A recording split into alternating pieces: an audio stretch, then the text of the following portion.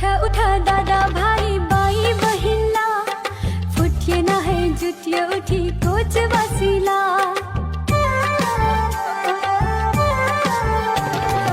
उठा उठा दादा भाई बाई बहिनला, फुटिए ना है जुटिए उठी कोच वसीला।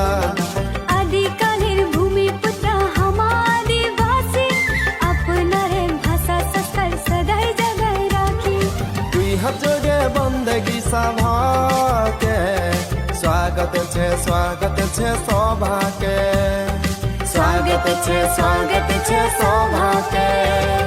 स्वागत करे छु दादा भाईला, स्वागत करे छु बाई बहिला।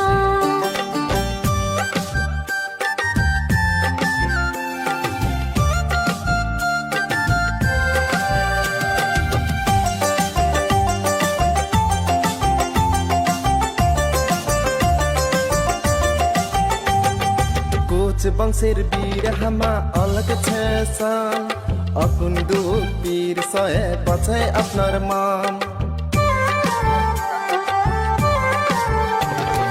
कोच बंशेर वीर हामा अलग छे सान, अकुन्दुख पीर सहे बचाए अपनार मान।